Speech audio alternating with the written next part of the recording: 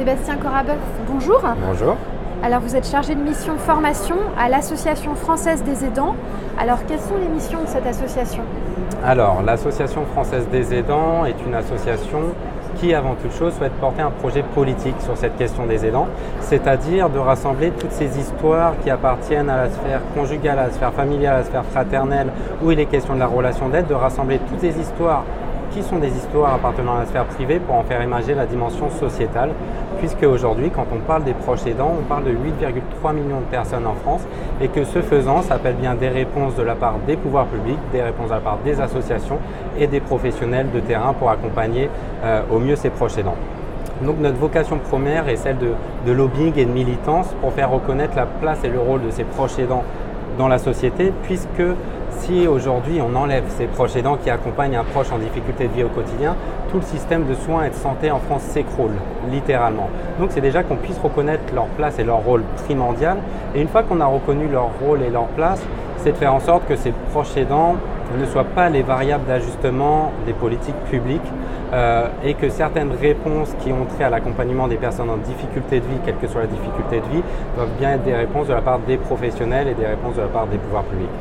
Et découlant de ce projet politique, on met en place des actions de terrain, soit à destination des proches aidants et toujours en partenariat avec des structures locales implantées, soit des actions à destination des professionnels pour les former à la question de la prise en compte des proches aidants et à l'accompagnement des proches aidants.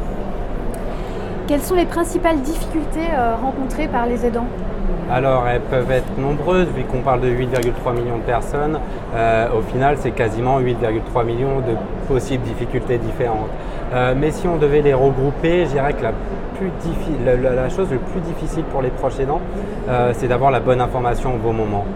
On est aujourd'hui noyé dans cette information et souvent ces proches sont en difficulté pour savoir qu'ils peuvent avoir accès à tel droit, de savoir qu'ils peuvent faire appel à tel professionnel, de mieux connaître la pathologie pour mieux comprendre son proche. C'est vraiment ce besoin d'information. Et puis, dans d'autres difficultés, il peut y avoir une difficulté autour de la question de son rôle et de sa place.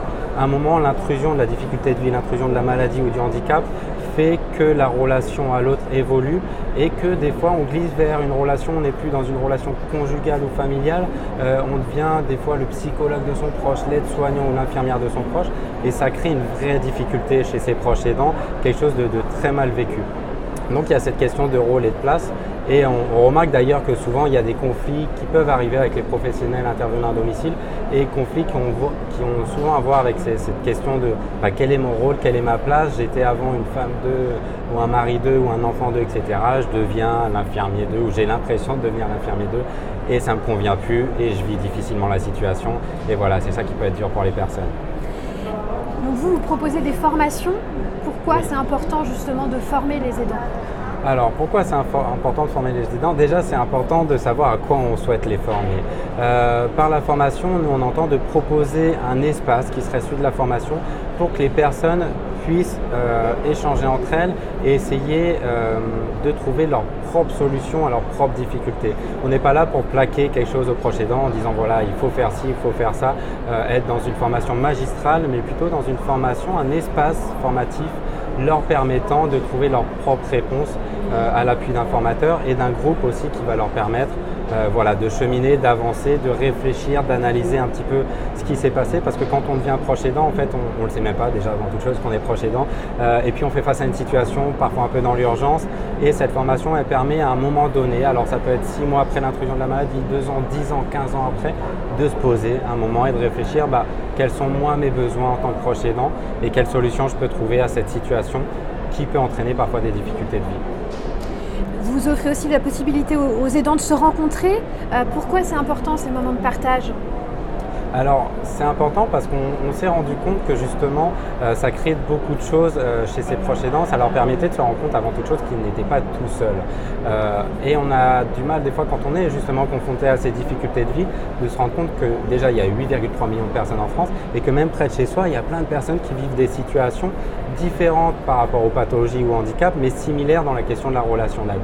Et donc leur permettre de se retrouver, de partager, d'échanger autour de ce qu'ils vivent de difficile mais aussi autour de choses qui vivent de joyeux parfois ou de positif, parce qu'être proche aidant, ça peut être quelque chose de positif parfois, ça leur permet de prendre du recul. Et on a mené une mesure d'impact d'ailleurs sur ces cafés des aidants, ces groupes de parole, pour savoir quel était l'impact que ça avait sur les personnes.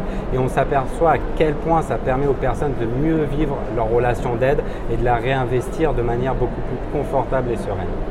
Très bien. Eh bien, merci beaucoup, bon salon. Merci à vous, bon salon.